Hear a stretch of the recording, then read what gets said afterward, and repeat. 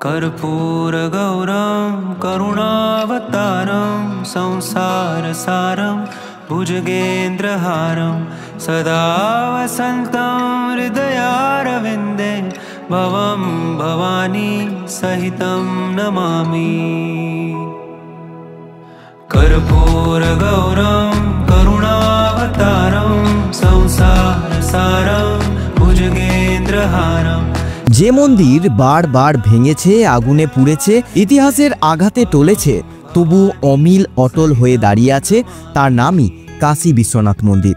ভারতবর্ষের 12 জ্যোতির্লিঙ্গের অন্যতম এই মন্দির। বলা হয় মহাদেব স্বয়ং কাশী নগরী স্থাপন করেছিলেন।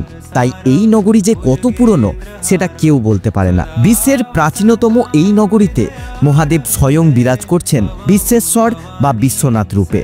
আজকে বেনারসে আমার 4র্থ দিন। আজকের ভিডিওই আমি আপনাদের দেখাবো আপনারা কিভাবে খুব সহজে কাশী বিশ্বনাথ মন্দিরে প্রবেশ করতে পারবেন। দেখাবো মাননীয় প্রধানমন্ত্রী নরেন্দ্র মোদীর তৈরি করা আধুনিক ভারতের অন্যতম বৃহৎ ধর্মীয় উন্নয়ন প্রকল্প, যা অতীতের মহিমা এবং আধুনিক সৌন্দর্যের এক অপরূপ মেলবন্ধন। কথা বলছি কাশী করিডোরের।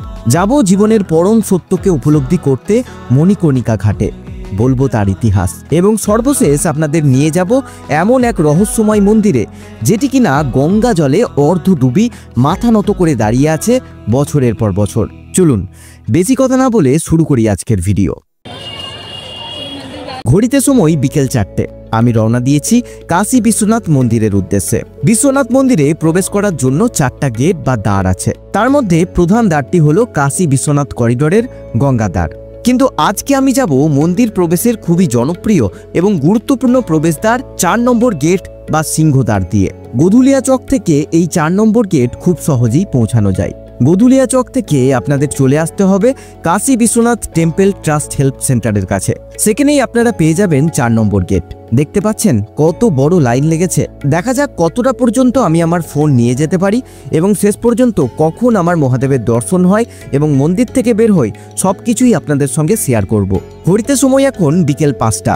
ধীরে ধীরে লাইন সামনের দিকে এগুতে লাগলো। অবশেষে আধা ঘন্টা লাইনে দাঁড়িয়ে রাস্তা থেকে এখন সিংহদ্বার দিয়ে ভিতরে ঢোকার সৌভাগ্য হলো। এই জায়গাতেই এখন মোবাইল ফোন জমা রেখে জুতো চপ্পল খুলে ফুল প্রসাদ নিয়ে আমাদের যেতে হবে মন্দিরের ভিতরে। তাই আমিও নিয়ে নিয়েছি ফুল প্রসাদ। এবার আমি মোবাইল ফোন জমা রেখে দিচ্ছি। ঘড়ির কাঁটা বলছে সময় বিকেল 5টা 10। শিবপুরাণ, ব্রহ্মপুরাণ, অগ্নিপুরাণ, মৎস্যপুরাণ, স্কন্দপুরাণ এই সমস্ত প্রাচীন ধর্মগ্রন্থে কাশী এবং বিশ্বনাথের মাহাত্ম্য বিস্তারিতভাবে বর্ণিত আছে। রামায়ণ মহাভারতে এই কাশী নগরী শিবের প্রিয় স্থান হিসেবে বহুবার উল্লেখিত হয়েছে। কাশী বিশ্বনাথ মন্দিরের ইতিহাস অত্যন্ত প্রাচীন হলেও এটি বহুবার ধ্বংস এবং পুনর্নির্মাণের সাক্ষী। 1194 খ্রিস্টাব্দে মোহাম্মদ ঘুরি প্রথমবার কাশী বিশ্বনাথ মন্দির আক্রমণ করে ধ্বংস করেন। পরবর্তীতে তার সেনাপতি কুতুবউদ্দিন আইবক আবারও মন্দির ধ্বংস করেন। 1391 খ্রিস্টাব্দে ফিরোজ শাহ তুগলক কাশীতে হিন্দু মন্দিরগুলোকে লক্ষ্য করে ধ্বংসযজ্ঞ চালান। 1669 সালে সম্রাট ঔরঙ্গজেব চূড়ান্তভাবে কাশী বিশ্বনাথ মন্দির ধ্বংস করেন এবং সেই জায়গায় নির্মাণ করেন জ্ঞানবাপী মসজিদ। মুঘল শাসকদের পরেও হিন্দু জনমানসে এই স্থানটির পবিত্রতা অক্ষুণ্ণ ছিল। 1780 খ্রিস্টাব্দে মারাঠা রানী অহল্যাবাই হোলকার ইন্দোরের রাজবংশের এক ধর্মপ্রাণ রানী বর্তমান কাশী বিশ্বনাথ মন্দিরের পুনর্নির্মাণ করেন জ্ঞানবাপী মসজিদের পাশেই। পরবর্তীতে মহারাজা রঞ্জিত সিং মন্দিরের গম্বুজে সোনার আবরণ দান করেন, যার কারণে এটি গোল্ডেন টেম্পল অফ বারাণসী নামেও পরিচিত। সন্ধ্যা 7টা নাগাদ মহাদেবের দর্শন করে বের হলাম। ভিতরে মহাদেবের জ্যোতির্লিঙ্গ ছাড়াও বেশ কয়েকটি ছোট ছোট মন্দিরও রয়েছে। দেখলাম জ্ঞানবাপী মসজিদের দিকে মুখ করে নন্দী মহারাজ বসে রয়েছেন। তার মানেটা আশা করি আমাকে বিস্তারিত বলে দিতে হবে না। মন্দিরে আমার সঙ্গে একটা অদ্ভুত ঘটনা ঘটেছিল, যেটা এই মুহূর্তে আমি বলছি না, কিন্তু ভিডিওটা যদি আপনাদের ভালো লাগে এবং সেই ঘটনা সম্পর্কে জানতে চান তাহলে কমেন্ট করে জানান। ভগবান বিশ্বনাথের দর্শন করে এসে আমি রওনা দিলাম নতুন কাশী করিডোর দেখার উদ্দেশ্যে, কারণ সন্ধ্যাবেলায় কাশী করিডোর দুর্দান্ত আলোকসজ্জায় সেজে ওঠে। পৌঁছে গেলাম কাশী করিডোরের একেবারে সামনে, যেটি অবস্থিত মণিকর্ণিকা ঘাটের ঠিক পাশেই। 2019 সালে প্রধানমন্ত্রী নরেন্দ্র মোদী কাশী বিশ্বনাথ করিডোর প্রকল্পের সূচনা করেন। এই প্রকল্পে গঙ্গা ঘাট থেকে মন্দির পর্যন্ত একটি বিশাল করিডোর নির্মাণ করা হয়। যাতে লক্ষ লক্ষ ভক্ত নির্বিঘ্নে দর্শন করতে পারেন। 2021 সালে কাশী বিশ্বনাথ ধাম করিডোর উদ্বোধন করা হয়, যা আধুনিক ভারতের অন্যতম বৃহৎ ধর্মীয় উন্নয়ন প্রকল্প। এই করিডোর থেকেই একমাত্র আপনি মন্দিরের অনেকটা কাছে পর্যন্ত ভিডিও বা ফটো তুলতে পারবেন, বাকি অন্য কোনো গেটে তা পারবেন না। প্রধানমন্ত্রী নরেন্দ্র মোদীর এই করিডোর নির্মাণের প্রধান উদ্দেশ্য ছিল মন্দিরের মধ্যে তীর্থযাত্রী এবং ভক্তদের সহজে যাতায়াত নিশ্চিত করা। এই প্রকল্পে ব্যয় হয়েছিল প্রায় 800 কোটি টাকা। প্রধানমন্ত্রীর কার্যালয়ের বিবৃতি থেকে বলা হয়েছে, প্রকল্পের কাজ চলাকালীন 40টিরও বেশি প্রাচীন মন্দির পুনরায় আবিষ্কৃত হয়েছে। মূল কাঠামোর কোনো পরিবর্তন না হওয়া নিশ্চিত করে সেগুলো পুনরুদ্ধার করা হয়েছে।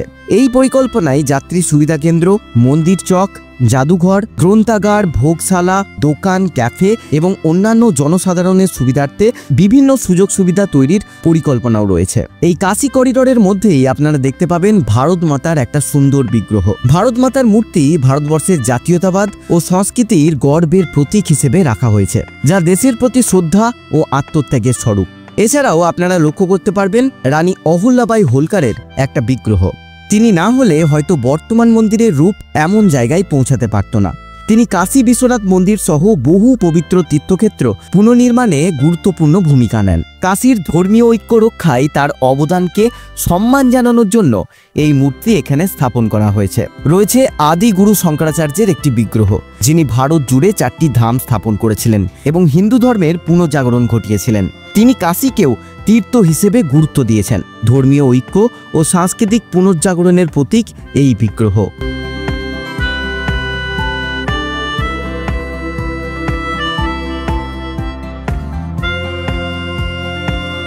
জীবনের পরম সত্যকে যদি আপনি উপলব্ধি করতে চান, তাহলে আসতেই হবে বারাণসীর অন্যতম ঘাট মণিকর্ণিকা ঘাটে।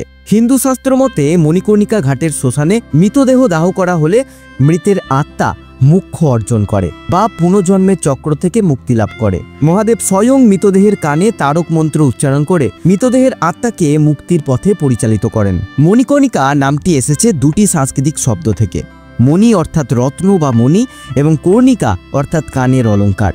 এই নামের পিছনে দুটি প্রধান কাহিনী প্রচলিত আছে। দক্ষ প্রজাপতির যজ্ঞে অপমানিত হয়ে সতী আত্মাহুতি দেন। শিব তার দেহ বহন করে বিশ্ব ভ্রমণ করেন। ভগবান বিষ্ণু সুদর্শন চক্র দিয়ে সতীর দেহ 51টি খণ্ডে বিভক্ত করেন, যা পৃথিবীর বিভিন্ন স্থানে পতিত হয়। এখানেও দেবী সতীর কানের অলঙ্কার পড়েছিল, সেজন্যই এই ঘাটের নাম মণিকর্ণিকা। অন্য একটি কাহিনীতে বলা হয়, শিব ও পার্বতী গঙ্গায় স্নানকালে পার্বতীর কানের অলঙ্কার বা মণিকর্ণিকা একটি কুণ্ডে পড়ে যায়, যে কুণ্ডটি ভগবান বিষ্ণু নিজে খনন করেছিলেন। এই ঘটনাকে কেন্দ্র করে এই ঘাটটির নামকরণ করা হয় মণিকর্ণিকা।